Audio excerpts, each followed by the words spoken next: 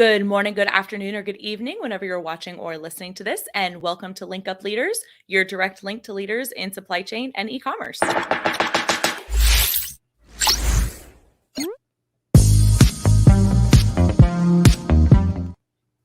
My name is Lisa Kinski. I'm your producer and co-host, and joined, as always, by Francois Jeffrey. Francois, how are you today, dear? I am great. How are you? I'm good. It seems like we're just going to be riddled with tech issues today because I go live. And it was like, I'm not going to do that. So I had to refresh to get back in here. So that's why we have an extra long countdown today, which has happened before. But it is what it is. It is what it is. It happens. Shit happens. It's live. As the French say. Shit happens. Well, yes, I almost just told you welcome to the show. I guess I could say welcome to the show. Welcome to today's episode, to you and everybody watching and listening. It's a Wednesday. We had a non-traditional work day yesterday. We've got a little bit of a Thanksgiving celebration tonight. Tomorrow is going to be a non-traditional work day. We have a potluck. We have a Cavesgiving potluck. And we're getting into the holiday season, man. I'm back on the coffee. I'm back on the sauce, as some would say. And I don't know if that's actually helping me or hurting me, but I'm kind of starting to get that holiday brain a little bit, you know? I don't know. What about you? Because you're fixing to leave. You're fixing to be like full send holiday season. Yeah. Yeah. Every weekend we have something going on. Weddings, obviously the holidays themselves. So it's going to be a busy next few weeks. We're going to Cancun actually also in early December, which should be fun. Probably haven't taken an actual vacation in about 4 or 5 years. So it should be a good time. Seriously? Should be. Yeah. Actually use like vacation time. Most of the time I'm just leaving at the end of like a Thursday and I take a Friday off. That makes sense. I've been taking like 4 or 5 days off. So it'll be nice. It'll be a nice, relaxing getaway. Which also means our shows are going to be a little bit more sporadic. They're not just going to be Monday, Wednesday, Fridays. They're going to be some on Tuesdays, some on Thursdays also. Right. And I think everybody's availability is kind of everyone's availability is thinning out, it seems, over these next couple of weeks because of the holidays and being out of town and stuff. Right. So we'll see how that works out. But that's why this all today. Yeah, it all lives on YouTube. I mean, it's out there. It's on LinkedIn. It's on Facebook. So the recorded versions are always or the live versions are always out there. The cleaned up versions, I would say, are the ones that are released a few months later. So if anyone's watching this, you're privy to this a few months in advance compared to when you're listening to this. You can go back to our channel, just search Link Up Leaders, and you will find all the live recordings. So you can just listen in on those. Absolutely. And Happy New Year to people listening to this in the future on the audio version. Yes. Because it is January when this to comes those out. in the future. To those in the future. Well, perfect. Well, let's go ahead and get into today's episode. We have a very exciting guest calling in. If I remember correctly, he lives in Arkansas, which is in the land of Walmart, as Destiny Washawn put it. He's not far out from that area. He reminded me of 3 big things that came out of that area. He'll have to remind us again. But today we're talking with Rick West. He is the co-founder and CEO of Field Agent, and we're going to be talking about B2B click-to-cart solutions. And we had a really long conversation during the introduction call about this. He's got a really unique platform that I think is going to really change service provider solutions for e-commerce businesses. So let's go on ahead and bring him on. Rick, welcome to the show. Hey, Lisa, Francois, thank you for having me today. Thank you so much for coming on. And remind me again of where you are calling in from. It is Arkansas, right?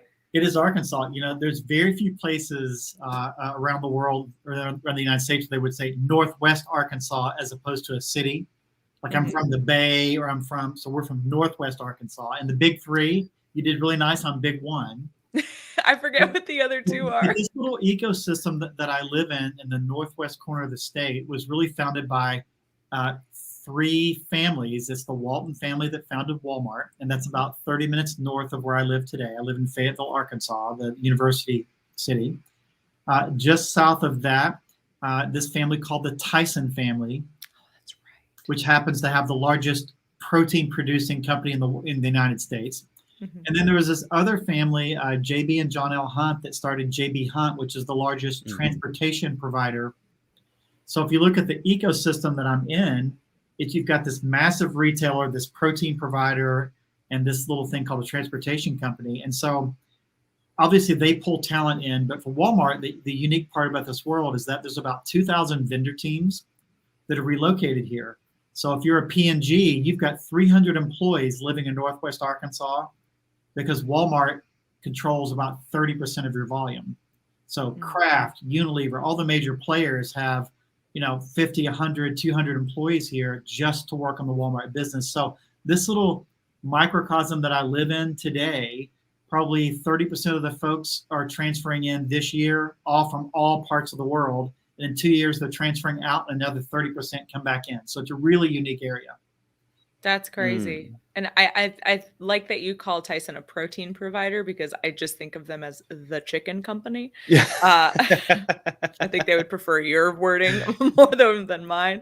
But that's really interesting. So how did you kind of get into the ecosystem that you're living in, then also working in with Field Agent? Yeah. So my background from corporately, or from a business standpoint, I worked for about 17 years with Procter Gamble in supply chain. How about that? I guess supply chain guy here. 17 years supply chain, kind of the product supply world. Lived in the United States, spent 3 years in Asia, a couple of years in Hong Kong, was doing my first of 3-year assignment in Bangkok. And then the company was looking for a few thousand volunteers for separation packages, primarily looking at expats. We had always wanted to start a business, and so I had a coworker of mine, a good friend, Henry Ho, who also worked for P&G, and my wife worked for Procter Gamble, and we all took packages, and we used that as angel money or seed funding to start a business back in 2001. So the company relocated me to Northwest Arkansas. I'd never lived here, visited twice, relocated us here to do work within this ecosystem. And just did a startup in 2001. And that's how I ended up here from the corporate America. Very exciting. And what level of supply chain did you sort of work in? And I imagine over so many years, it's different assignments, but it is. I guess what did you do at P&G? Yeah, probably 80% of what I did was customer facing. And so I was the global leader for continuous replenishment or vendor managed inventory. All right, P&G does a good job of giving you assignments. So I had a manufacturing assignment. I did quite a bit of work within the sector. So the paper sector, I had a role within the paper sector doing distribution type of work. I had a stint in finance and accounting within the customer service world. I had a logistics distribution customer service role for a period of time. And then in Asia, I was primarily working on customer logistics, helping the locals, the distributors, take their supply chain up to first world standards. I mean, literally, when I was in China, we had one of our providers said, listen, we're working with you, we're working with Walmart, other multinationals coming in, you've got to put UPCs in your product. And so we gave them an example of a UPC, and then we came back and Walmart was upset. This guy had the same UPC on everything. We said, well, we wanted you to put a UPC. Well, we had given the UPC for one of our Tide Pods. Well, he took that UPC, replicated it on all of his products. Oh. So my role was client-facing, customer-facing. And so I had from Korea all the way down to New Zealand working with multinationals to bring them up to speed related to customer logistics. And that was my 3 years in Asia. It was a really exciting time. Gotcha. It's fascinating that you were part of that. And the reason that I say that is because a lot of times we work with a lot of e-commerce brands, particularly those that are just starting up, and they don't know where these things originate. They expect every factory overseas to be up to speed with a lot of these I guess more just industry compliance, industry standards, right? Knowing what a UPC is, how to actually utilize them. What are the compliance regulations that you need to follow, and how do you do them? And a lot of times, it particularly for someone that may not be as experienced, they may let them know, hey, just use this UPC. and they don't think, hey, use this UPC, put it exactly here on this certain product for this SKU. And this is how we're going to be shipping them. That don't mix the master cartons, for example, don't mix the pallets even with different UPCs because they're harder to track. So it's fascinating that, you got to actually work with the suppliers firsthand and teach them, because P&G, I'm sure, and your clients are no joke. They Tide Pods and making sure UPCs are correct is important. There's an expectation level, right. But what's really interesting is that this is a life lesson. So if you're listeners right now, it's a classic life lesson. It's the concept of, do you feed someone fish or teach them how to fish? What was happening is that analogy, we just gave the person the fish, they slapped on a product, they were done. We didn't take the hard road of teaching them why, helping them understand where do they fit in this ecosystem called product supply, because they were just trying to get the widget out the door and to get compliance. And when you get a bunch of rule following compliance people, it doesn't work out so well. You've got to have people understanding the principles of supply chain and why this is important and where they fit. And that just takes time. And so for your listeners in there today, listen, gosh, how quickly can I jump into this, I don't know, very simple e-commerce world and do all these things? Well, if you don't really understand what you're doing, it may take a month or two, but it will bite you because you didn't really set it up the right way for the long term. You just quickly got through compliance. And for folks that are just using, off the shelf products, you need to be careful because you start bolting those things together. Who knows what's going to happen? Yeah, it's a conversation I've been trying to have more so in the e-commerce world more than anything. And it's this relationship-based conversations versus transactional. Yeah. Right. When you get into transactional, it becomes just very, I'm going to pay you for this, so do this. Not necessarily, hey, these are my plans. This is what you were saying. This is why you need to put the UPC in this certain area. These are the Amazon compliance that I have to follow, which means that I would like you to also follow. And that's where you also stem into issues, right? You stem into the factory says, well, that's actually a more complex process to follow. It's going to adjust the pricing and it's going to adjust the lead time. And it's the conversations a lot of times, I think, particularly even those that are scaling up and growing, which we've seen so many brands do nowadays in the e-commerce world, but they're struggling with. Because it is, it's frustrating if you haven't, had those issues in the past. If you have been living sort of the status quo where the factory knows what you need for the most part, but it gets more complex as you grow, right? If you go into Walmart, if you go into Target as a third-party vendor, if you go into your own Shopify store, you want to get into Wayfair, whatever the case is, they all have different compliance that you do have to follow. You have to explain these things to your suppliers. So I appreciate you. No, I'm sorry.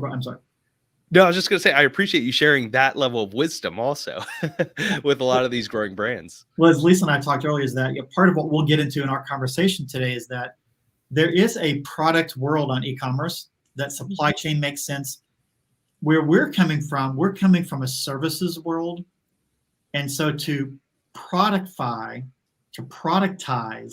services to live in an e-commerce world is really difficult. It's one thing to say click and get to a demo. It's really difficult to click and go to a cart for a service. And so that's the part that's the heavy lifting we've been doing, because even the clients I deal with or prospective buyers of what we do, it's just not quite intuitive that I could buy a service on e-commerce because it doesn't make sense, because I'm used to buying batteries and I could buy a TV, but can I really buy 3 hours of consulting? Can I really buy, in my case, 50 ratings and reviews? It's just, no, I need to get on the phone. I need to talk to you to understand it.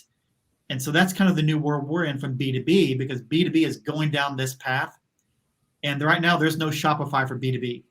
It doesn't work that way. I mean, you just can't throw a B2B widget in there and say, yeah, do this services thing and throw it in Shopify. They'd be like, well, how does that work? So anyway, so that's kind of where we've been driving the conversation. Well, and there's far more complex issues with supply chain when you go B2C to B2B, right? Talk about, for example, just fulfillment and distribution. Now you're talking about palletization. You're not talking about small parcel anymore. You're talking about, how am I going to palletize this? What compliance do I have to figure out? How much is that going to cost me to palletize those? Do I need a larger warehouse? Do my partners know that I plan to go B2B? Are they, capable of fulfilling those orders too? What complexities, I guess, or service providers are you seeing that can solve some of those issues and have those types of conversations? Are those more so just supply chain consultants? I think you can find supply chain consultants, but again, you come back into my world, that B2B piece on the services side. I'm not worried about palletizing anything. You think about that? So my world. So what is that apples to apples or a green apple to a red apple analogy for palletization? What's the same analogy for a subscription service as opposed to a subscription of weekly products being delivered? So we're trying to take principles that you would see on Amazon and other e-commerce about subscribe and save, or subscription, or ordering packs of X. And we're coming in saying, gosh, in my case, we provide audits of stores. So you want 1,000 audits, you want 5,000 audits. You want them across these zip codes? Do you want those across these retailers? So how do I palletize 50 audits per retailer? How do I subscribe to get 50 ratings and reviews per week? And that's not intuitive, because most people would say, just call me and we'll figure out a custom deal. You're not going to call someone and say, hey, let's go create a custom pallet. And they're like, we don't do that. That was totally back in the 50s. Pallet is a pallet, and it comes in a 48 by 40. It's a check pallet. Here's the exact layers, and here's the number of products. Now services coming in and say, well, what is my version of a pallet?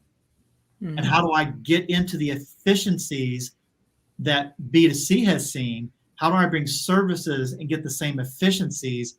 And this is the early days of China and the UPC is exactly what I'm talking about now. It's just not intuitive yet, but we know industry is saying we're going to go that way, because the two of you, have learned to shop on e-commerce sites. And eventually, as you get into services, when you buy your car on Vroom, okay, or you buy your Tesla online, or you go onto Zillow and you look at a house and you simply go direct and buy a home, we know those things are happening. So why can't I buy a business service the same way? And they're like, no, that's different. I would argue it's not. The time is coming. To me, it makes even more sense to buy a service for a business online than it does to buy like a home online. Because to me, that sounds wild, right? Like I would want to like walk the space and get the inspection done and like check out the neighborhood. Like that to me is I'm so much more of a tangible person though. I buy stuff online, don't get me wrong. But like for such a big purchase like that, it seems like it would be less intuitive to do that online than it would to buy this service online, where it outlines exactly what you're going to be receiving. And if you just know that you need it, just get it. For certain things like getting a demo or a consultation makes sense. But for a lot of services, like, a quality control inspection, maybe if you just like are like, hey, here's my product, here's where it is, here's what I need, go do it. Do you need to have a phone call for that? Like to get the reviews, do you need a phone call for the reviews? No, you don't. But here's an easy one for you. So you're in like how many people are in the company you work in today? About 80. 80, yeah. And you're on one floor, one building, multiple floors? Multiple offices around the world. Yeah. Okay. But in your facility where you're sitting now, you have 20 employees, 10? Probably about 15 to... It's 20-ish now. The team's 15, grown. 20? Yeah, 20. So if you went online today and you had to find a cleaning company, would you click and go to a cleaning company, or would you interview them? Probably just click and go to, as long as they have, and so this kind of goes into the consumer mindset of like, as long as they have reviews. Yeah. Yeah. See, so if you're a service company and you haven't built your machine so that you see reviews, make it easy to click and purchase, and here's the agreement. It's all digital agreement. You're not faxing something back and forth, or you're not emailing. I mean, that's a cleaning company. So you take it a step further and say, all right, internet provider. If you want to switch internet providers, you're just going to click and buy it, or you're going to talk to someone. So what happens in the services world, there's a couple of intuitive things. And now I take it broader. And again, look at ratings and reviews as an example. In our case, we'll do, I don't know, 20,000 of those over a certain period of time. People still in that world want to talk to you, make sure they understand. Can you tell me how you approach it? They're not quite at that tipping point that says, sure, I'm just going to click and buy. Right. And part of it is our fault because we haven't created the ecosystem that it's intuitive, like an e-commerce, Amazon, Target, Walmart, 5-star reviews, what it looks like. So we have to get there because B2C has trained us. So that's what I'm saying. We're in the very beginning stages of services reviews. But what you'll find when we finish this up and your listeners are going to Google, they're going to start looking at services, and to a service, it will be click for a phone call, click for a demo, click and we'll contact you. Mm-hmm. I think it would be very difficult for you to find a cleaning company today that you could click and hire them. I think it's click, phone call. Mm-hmm. Mm-hmm. And it should be really easy saying, how many rooms do you have? They're going to say, well, I need to make a site visit. Like, oh, here's the number of rooms. Well, I need to walk around. No, you don't. Just, I'll tell you the number of rooms. I want to be cleaned 2 times a week. How much are you going to charge me? Let me pay with my credit card. Cleaning companies are not there. They still need that engagement. Mm-hmm. I think 5-10 years from now, that's a moot point. Supply chain is supply chain, apples to apples, e-commerce is e-commerce. We're going to have to go that way. So it's almost a standardization of services across different industries. Is that right? Is that kind of like, for example, tell me how many rooms? And I would imagine also, like, if I were a cleaning service, I would probably want to know how dirty it is. And the reason my mom was a cleaner for about 20 years of houses. And, a lot of times she did have to do site visits because some of them were atrocious. Some of them, you have to pay more for the first clean than you do for the second clean, for the third clean. But I guess there are definitely ways to bypass even that her walkthrough, for example. Like if you were able to upload images, they're just like, hey, this is how dirty it is right now. Thank you. You're going down. And everyone saw that. In our world, we're saying, hey, I need to go take a picture of a display inside of a store. And I'll say, upload an image of the display. Don't give me just the text. So that when I ask an individual to go look at, $5,000 generals or 1,000 targets, and they go look at them, they said, well, this is what I'm looking for, and I found it. It's the same. Take that same service related to us. Hey, I want to go cleaning. That you're going to say, take a picture of your bathroom, take a picture of your kitchen area, upload those to me, and then very quickly you could assess it. Even artificial intelligence could assess it and quickly say, that's $25 per this, or that's $100 a week. So it's not there yet. But there's only so many ways to bid out cleaning. There's only so many ways that you can actually clean. And then what happens is we have to then differentiate ourselves like every other e-commerce product. There's only so many ways that you could sell a battery. It's a battery. Then you differentiate yourself with reviews and technology and how you do things, but it's still a battery and it's just cleaning.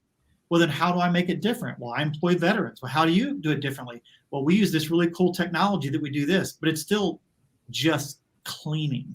So the purchasing aspect of it from a principal standpoint should be relatively straightforward because there's only so many ways for us to do ratings and review. There's not 100. And there's only so many ways to check pricing in stores. There's not 100. And so we have 3 different ways to do pricing. We have 3 different ways to do ratings and reviews. You can buy it online, you can buy it in a store, you can tell me you already have the product and I'll do the review. But there's not 50.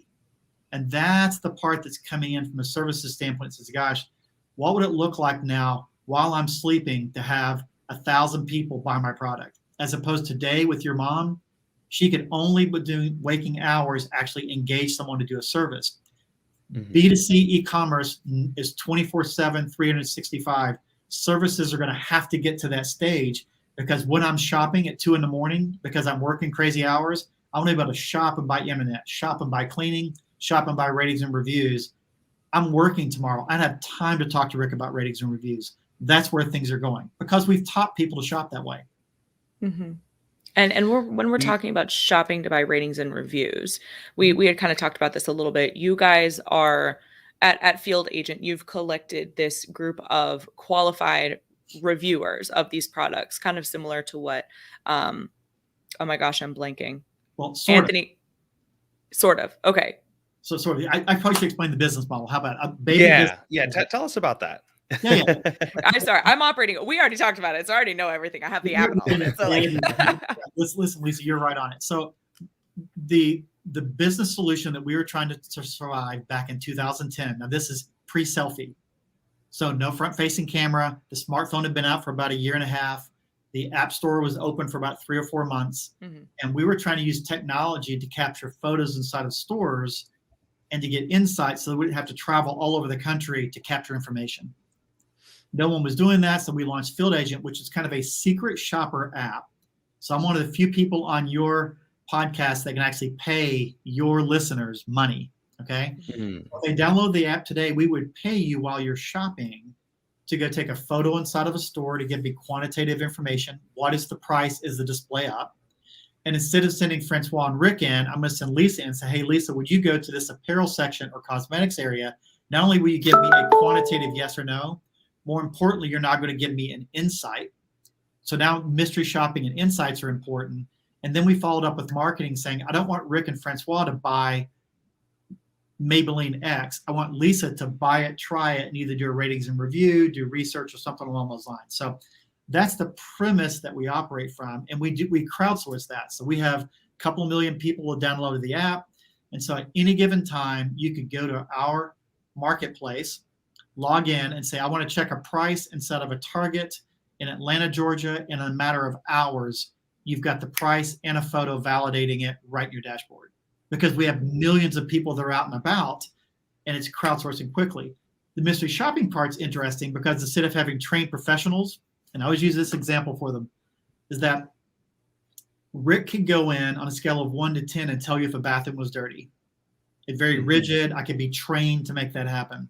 Rick could go into a quick serve restaurant, trained professional. But what if I send in a mother of 2 and ask her, would you change your baby on the changing table? And she says no. After Rick gave it an 8 out of 10, and she's like, give it a 3. What's the more important mystery shopping answer? Is it the 8 out of 10, or is it she'd never change her baby there? We would argue that real consumers give you better perspective on products, restaurants, cleanliness than trained professionals. You need both. And so that's kind of the premise of what we're driving. And so with that, we now have this services-oriented engagement. And over 11 years of doing this work, we've stepped back and said, gosh, we've got to get into the product-led movement. We've got to get into this B2B e-commerce world, because we can't keep doing 500 custom projects every week because they're the same thing. And literally the epiphany went off and said, this is crazy. We've got to be able to productize it. And so over COVID, we spent the last year productizing our services. And so today, when you go to our website, fieldagent.net, you go to the marketplace, we're one of the few, I would argue, if not the only, click-to-cart marketplace for B2B services. Every other service you're going to find is click to demo, click to phone call. And you can click, go to cart, submit it, and in a matter of hours, you're getting results back. And that's that novel concept that we have in front of us. But it's taken years to figure that out, and the last year really to lower our head to go down that path. So do you think this is something that is going to replace agencies in any way? For example, agencies that do, let's say PPC, right? Just Amazon PPC is one of the biggest, I think, just agency after agency after agency. You can find them everywhere. Is this somewhere that me as a seller, let's say just a purely Amazon seller, just looking for an Amazon PPC expert or specialist or agency to work on this for me, do I just go in there and start to fill in like my budget, what I need in regards to like the product and like what I'm looking for in an agency, and then this would match it to the right one, and then I would just click to cart?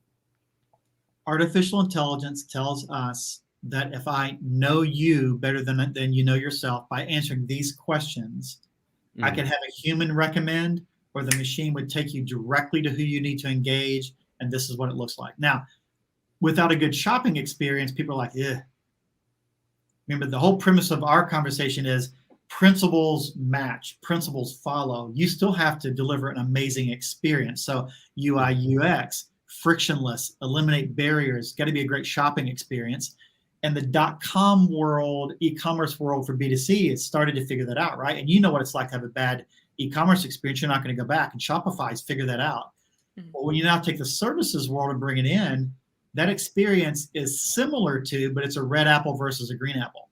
There's still differences in shopping. Just the example with your mom. What does it look like? And what intuitively do I need? Maybe I need more information because I don't know enough about you yet. Even though on B2C, I've got cookies on you, I know you, and when you come in, you see the ads I'm looking for. Services are going to have to go down that same path because we're not going to have the same patience or tolerance to take 10 phone calls this week. I'm not. I just want to buy it. And I don't want someone to sell me a TV. I know the TV I want because I've watched 3 videos and looked at reviews. Yeah, but come to Best Buy and let me educate you for 4 hours. That's just not. And so this from 23 to 35-year-olds that have only lived one way, as they become decision makers in directors and VPs of B2B world, and they're procuring, their expectations of an experience is completely different than a person that grew up in a different era, because their tolerance for the meetings and the demos and I just don't want to talk to anyone. I just don't. I just want to have the facts in front of me, great shopping experience. And that's what's in front of us right now. Now, there'll always be a role for agency. Trust me, there will always be clients that want to be spoon-fed. Listen, I am so-and-so. I don't have time for this. You're my agency. You go shop and give me the best solution. That's always going to happen for this top tier, never going to go away. Mm-hmm. But for the other 89% of the world that aren't spending a fortune on agencies, they want a great shopping experience. They want to know the best. I mean, think of a company like G2 that's out there talking about software and compares it. You go shop there first, but I can't buy there. I still can't go engage it. It's still not truly e-commerce. It's just a listing of what works and what doesn't work, but I still have to go on that website. It's like, I still got to talk to somebody. And then a week later, when our calendars match, I go talk.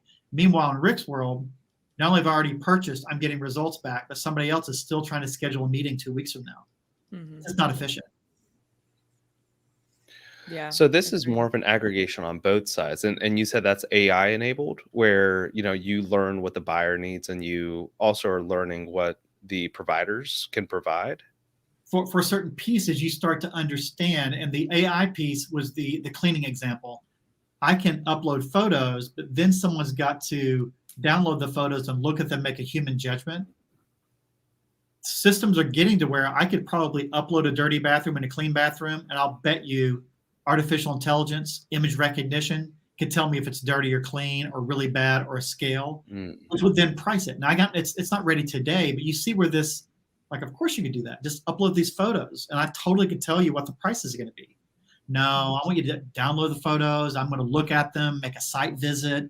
That's just not realistic in the future as you look at what a true e-commerce experience is. And that's where we see things going. Mm-hmm. So, I mean, I think in large part also this might mean that we'll see CAPTCHAs even change. I mean, a big part of CAPTCHAs is to teach AI. It's to teach AI, hey, this is a hill, this is a traffic light, that traffic light is a red light, click on the motorcycles versus the cars. I mean, that's constantly teaching. Yeah, CAPTCHAs. They're so easy. They're so easily broken, though. The industry I was in before, there are robots that you can build to break the CAPTCHA so that you don't have to do it to get past those firewalls. It's those need, for security reasons, those need some love. But I mean, in our world, we have millions of photos coming in that says this display is broken. This one is full. It's not full. It is. And we ask our agents when they take a picture of a shelf, and we're doing inventory management. So a client says, hey, my algorithm says I'm out of stock in these 50 locations. We go in and quickly check. Number one is the tag up. Classic supply chain is the tag up. Number two, you realize, oh my gosh, it's phantom inventory because there's 3 items on the shelf. It shows 0. Well, so we ask the agent to take a photo. Then we ask the question, was the tag up yes or no? Then we ask the question, are there products on the shelf, yes or no? If so, how many? But then from a QC standpoint, not that I don't trust the two of you, but you can't trust anybody, right? So from a quality control standpoint, we have human eyes plus algorithms plus, very quickly saying, Lisa said 3, and my algorithm in the image piece could say, it looks like it's about 3. She says 3, and it's obvious it's a blank hole.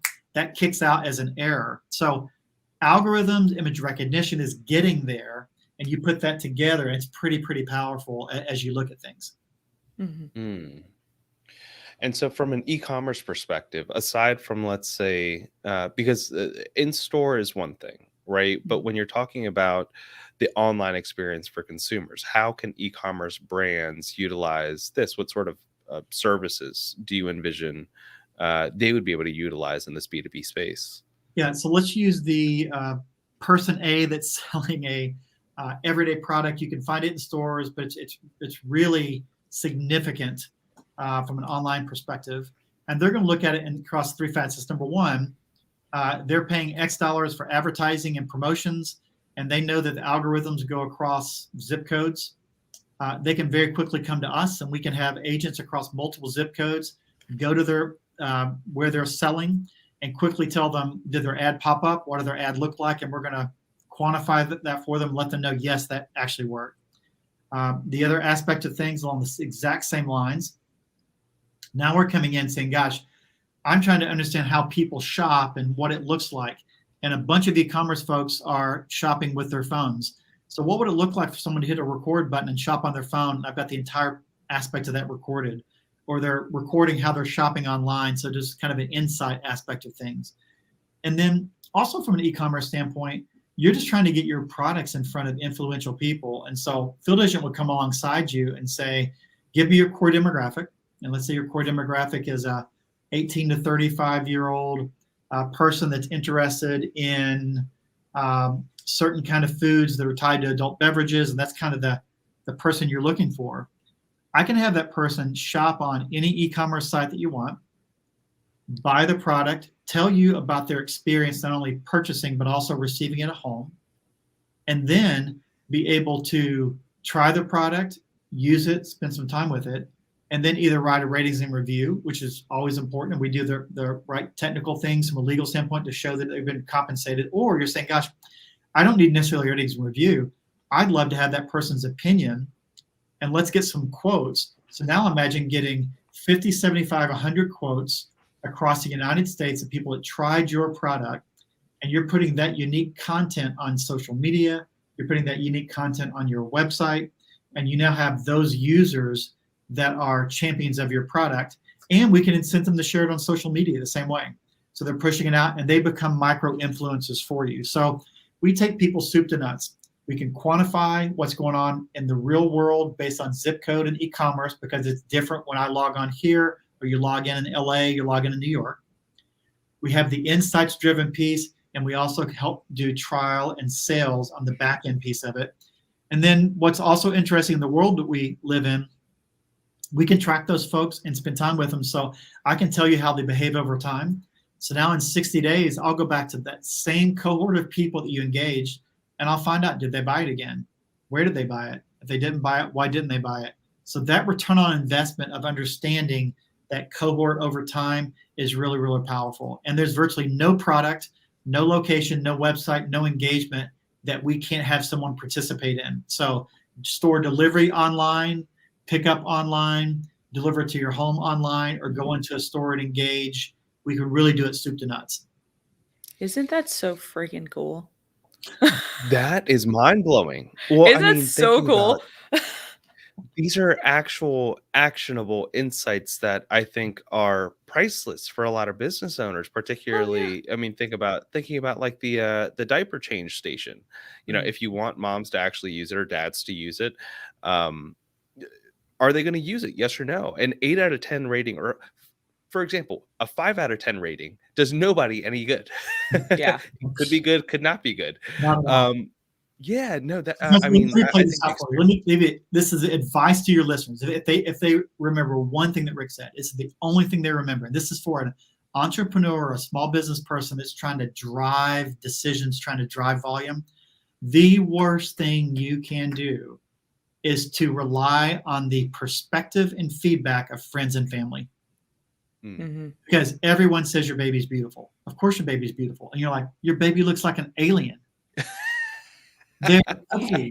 Oh, Rick, it's beautiful. And they walk away. It's like, oh my gosh, that was an ugly baby. That same thing happens. Like, do you like my website? Your website's amazing. What do you think about my product? Oh, I love the way the package came in. And then thinking, I'd never do that. Worst thing you can do. So in our world, for as little as $8 to $10 a pop, we're the best $50 you've ever spent to go get 10 people that are complete strangers that are your core demographic to tell you shopping, product, usage, delivery, engagement, packaging. Oh, I thought I had to hire an agency and spend 20 grand for research projects. Are you kidding me? I live in the B2B e-commerce world. I am click to cart. You can buy 2, you can buy 1, or you can buy 10,000, and you can click and go to your credit card. In a matter of a day or so, you've got 50 people that you don't know telling me truth about products, perspective, usage, etc. In-home use test. How do people use my product? We were talking to one company that was trying to figure out how people stored their product. And I said, well, we'll just have them take pictures of it. He said, what do you mean? I said, we don't need 50 questions. I don't need a survey. I'm going to have people show me, do they store this high-tech organic cereal? And they were trying to determine, do people leave it in the box because it's cool and they pull the box out and you can see it? Or do they put it in those nice airtight containers? And I'm like, so what's your core demographic? He said, well, organic people. I said, well, what do they look like? Well, and he gave me this 50 question. I said, no. What are the 10 things that every organic shopper would have? He said, well, if they have these 10 things, they qualify. So we had people put organic products on a shelf on their countertop, take a picture and list them. If they had 4 of the 10 important organic products, I said they're a qualified user. He said, that's brilliant. Yes. Because now you can't lie to me. Because Lisa, you and Francois would lie. You're going to answer the way I think you want to answer in a survey. The next thing is, I don't know, ask you how you stored your product. I said, show me. So they took pictures of the pantry. And now I've got 500 people. And I can tell you statistically how many have the product in a vacuum sealed little canister versus how many had them on the box. And this person's like, oh my gosh, I would have spent 10, 20 grand with an agency to tell me the same thing that you told me in a matter of days, and it cost me a few $100. That's the world that we're living in the world of field agent today. And so for any small business entrepreneur in the e-commerce world, we're the best spend you've ever had, because you can control as little as $8.95 to as much as tens of thousands. And we've been doing this for 11 years. We'd love to come alongside them. Well, I will say Francois and I are usually pretty honest, pretty brutal people when it comes to stuff like that. But you're right. A lot of people do. Here's 2 questions I'm going to ask you to see if you guys, how honest you've been in your life. Okay. Okay. Based on your age, how old were you when you had your first Facebook account? I wasn't I'm a liar then. I was about 13. I wasn't allowed to have Facebook until I was like 16 or 17. Okay, so you're both. I don't think any of us were allowed to. But. No, some of my friends were allowed. Parents. Liars, because for Facebook back then, you had to be 18. Right. So you both lied. Okay, now, here's what's important about the lying part of it. Have you gone back to change your age? Yes. Okay. So Lisa's like, huh? So what happens is that you get these 13-year-olds that got in early, and now when they answer things on Facebook, it looks like they're a 35 or 40-year-old person, but they're really only 25 because they haven't changed their age. And what Facebook thinks is you're acting like this 35-year-old and you're doing all these things because you lied about your age and you never changed it. Shame on both of you. I don't know if I would have to look. I think Facebook actually. Facebook didn't change to under 18 until about 7 years ago. So if you did this at 16, you had to lie. I think they went through an update where you had to verify your age with your license. No. I had to upload my license into it. I totally did not do that. So now that's lie. It was just me. Hopefully it was Facebook. Here's the second lie that most people run into is that it's the initial question that a lot of marketers give on surveys. And when I'm talking to brands, this is so true. I said, okay, the first question is, if you work for a marketing or agency or research firm, don't take the survey. Well, the first question I asked the group is, how many people here have been answering questions about brand surveys? They all raised their hands. I said, you're all marketers, so you lied about the first question, and they all lower their heads. I said, because you all lied about it. I said, so from a survey perspective, what happens is that you answer and you want to be truthful, but there's this tendency to answer the way you think people want you to answer, and you're based on recall. We know at best recall is probably 10%. Oh, yeah. In our world, if I ask you, when was the last time you guys went to a restaurant? Yesterday. Like a fast food restaurant, or doesn't matter. Yesterday. Yesterday. Okay. So Lisa, what did you buy? I got a turkey burger and fries from HG Burgers or something. I forget the name of it. Okay. And so you forgot the name of it. That's okay. So you're already, the recall's tough. Why did you choose that? Because everything else was fried and it was the healthiest, tastiest looking option. We were about to be walking around Atlanta and I didn't want to be heavy. So we did a research project for Starbucks. And what Starbucks was trying to understand was this of why are people buying certain croissants and certain things? And it's got to be because it looks really good. It's got to be the pricing. So we had people answer the question in real time while they're standing there. As soon as they purchase, say, why did you purchase? And instead of being pricing and it looked good, it was, I walked in and the person in front of me bought that and it looked really good and I bought it. Or they walked in, it's like, God, I could smell the blueberries and they're like, oh my gosh. Because when you do surveys, you're like, well, it was pricing or it's the healthiest thing I could find. But if you really were in the moment, and not, at least I'm not saying you're wrong, but it may have been, oh, the person in front of me or the person at the table had it. And that's why I bought it, because it looked so good. In field agents' world, we're collecting near real-time information and we're eliminating recall. And that's the power of this mobile phone in your hand, because you're getting near real-time information. And that's been really fun to see from a research standpoint. Again, recall's tough. Mm-hmm. Mm. Yeah. But this is not necessarily, and correct me if I'm wrong, this isn't for services like Jungle Scout or Helium 10, or let's say keyword research tools to go on as a service provider, and for me as an Amazon seller to go and say, let me just click to buy one of them, because they all have different features, right? So you're telling me I couldn't have a drop-down box that shows features, and I could start off by saying, okay, what are you trying to learn? I'm smart enough to say, here are the 5 features that 1,000 clients buy when they say what they want to learn pricing. They want to learn features. They want to learn, okay, great. Tell me about your product category. It's a beverage. I mean, this is decades of data. And I could already predict, having a conversation with you, after 2 or 3 questions, I know where you're going to go. I mean, and then I'm not making it rigid, because even within,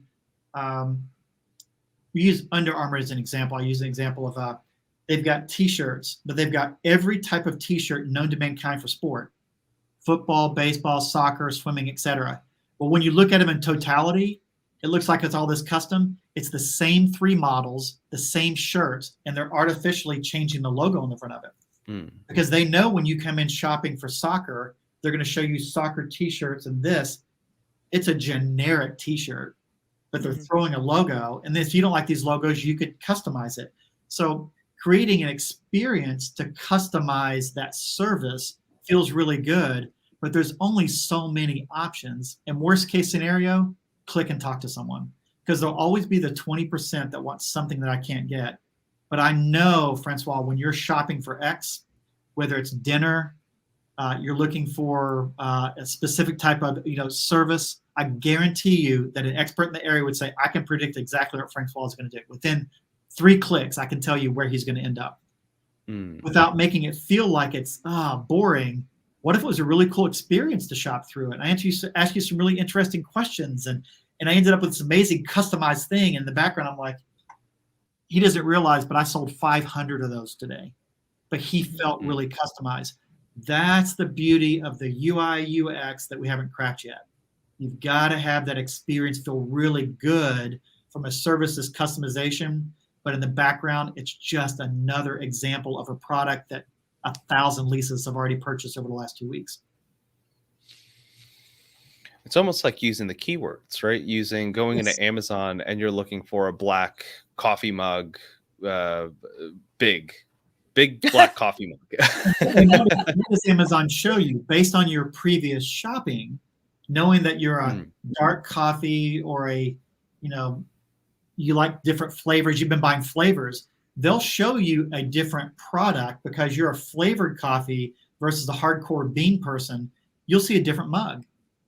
Well, how do they know that? Because I know you. I mean, I know you coming in. I don't know you from a cleaning standpoint yet. See, I don't have enough. It's not like Amazon is doing this. So they don't have 2 years or 10 years worth of your data to give you a better experience. That's why I'm saying we're early into this process, because I just don't have the rigors of 10 years to say, gosh, we all three Googled coffee mugs and we all three saw something different, because Amazon's smart enough with artificial intelligence to give us 3 customized shopping experiences to buy a standard product. But it felt custom. It's just a standard widget that they gave us. We should do that one of these days. Just have us each in our own accounts start looking up products and have the guests do it too and show on our screens how everything is different. Yeah.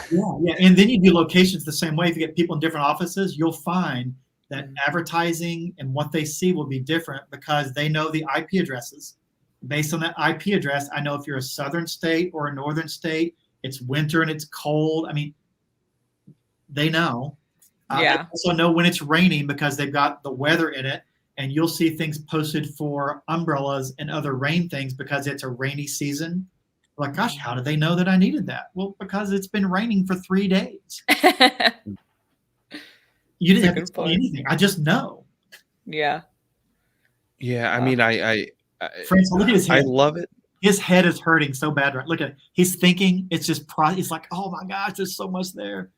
Well, I'm thinking about, the actionable insights that businesses could really take with this, especially when you have agents that can tell you about their, let's say you receive it and the box is damaged, or they do replace the cereal boxes. So they don't actually need really strong cereal boxes or something that's, going to maintain the integrity of the cereal as much as most people freshness of it. But also just like, I think this is going to be big with furniture.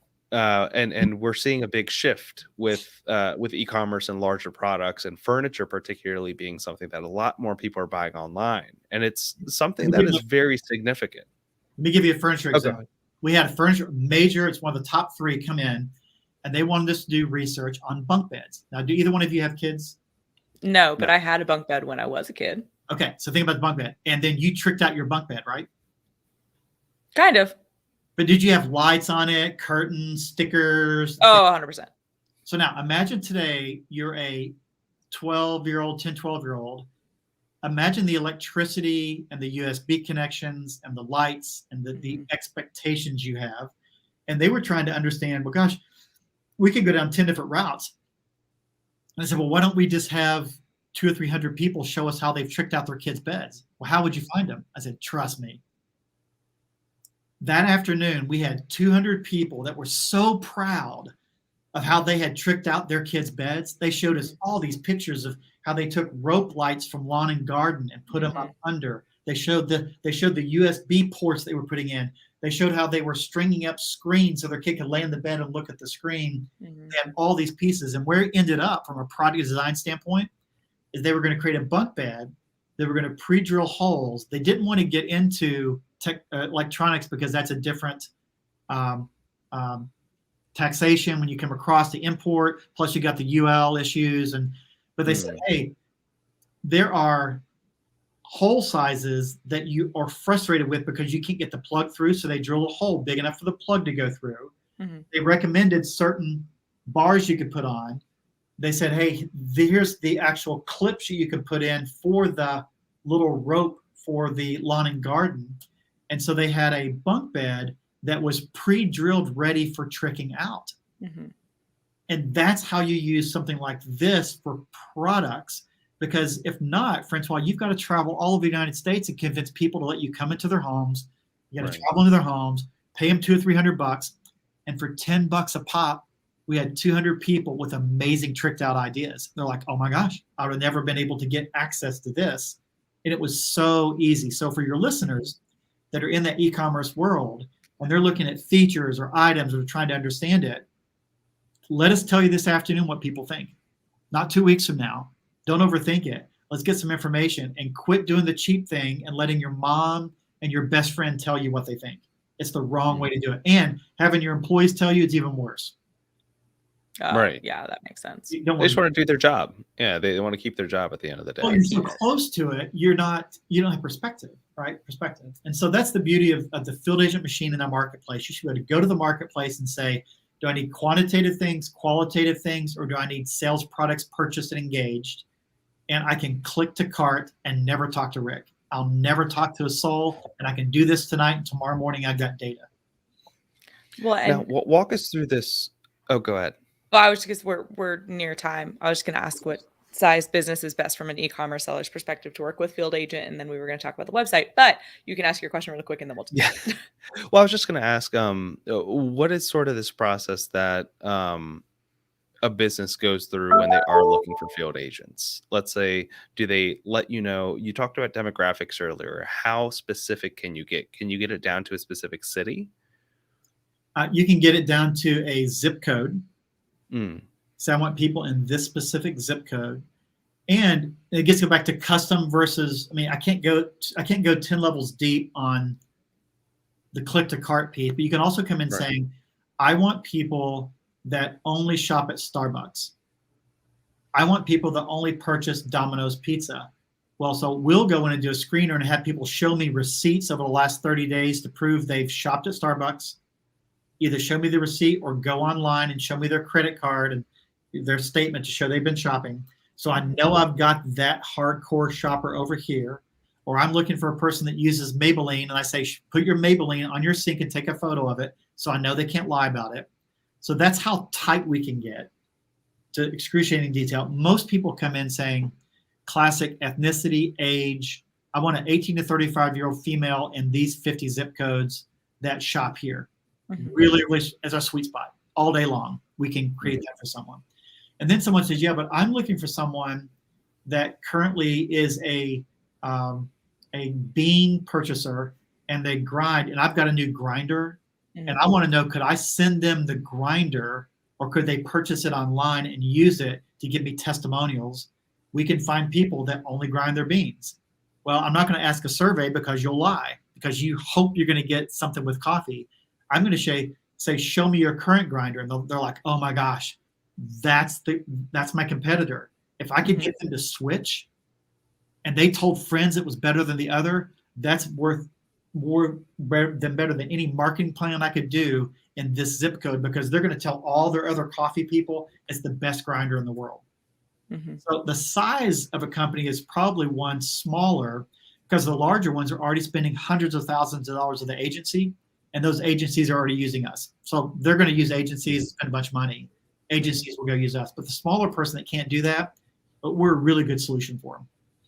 So when you say smaller, about how many sales on average, either, units or monetarily? I think it's less about monetarily. It's more of, if you've got a handful of products, you've got 2 products, 10 products, 10 items, and you're in that space, that's probably a fit. Whether you've got 100,000 in sales or 30 million in sales, that's a sweet spot for us. Mm-hmm. Because once you get up to multiple categories and sizes, you probably are hiring agencies. Gotcha. Because it's so massive to say, I've got a grinder category, I sell my own beans, and I've got apparel, and I do this, and I do that. You're probably working with a branding agency that will help you. But the person that's trying to solve a problem and they've got a product line that we're driving, that's a sweet spot for us, regardless of size. Perfect. And you mentioned the website earlier, but where can folks come to find more information on Field Agent? If they want to talk to me, you'd be surprised how quickly I talk to their folks. Go to LinkedIn, DM me, but it's fieldagent.net, and click on shop and enjoy the products and buy a couple of things and let me know what you think. And you are really responsive on LinkedIn. I will give you that. Super responsive. You must be always on there like I am. Yeah, and the app is super cool. I downloaded the app, so you need to check it out too. But like I said, yeah, I'm going to download it after this. Yeah, I want to pay money. I want to pay all your listeners money. They need to make money on me. There we go. So it's fieldagent.net, and that will be linked in the description of the video and the audio as always. Rick, thank you for being here. We've really enjoyed the conversation. My pleasure. It was a lot of fun. I look forward to catching up again, and we'll talk about progress and where we all are. Absolutely. Sounds good. Love it. And thank you for everybody who's tuned in today. If you liked what you heard, be sure to give us a like, comment with your thoughts, share with your friends, subscribe to the show, and ring that bell for notifications on YouTube, and turn on automatic downloads on your podcast channels. And that way you never miss a conversation with leaders in supply chain and e-commerce like Rick West with Field Agent. Thank you, everybody, so much. We'll talk to y'all soon. Thanks. Bye, guys. Bye.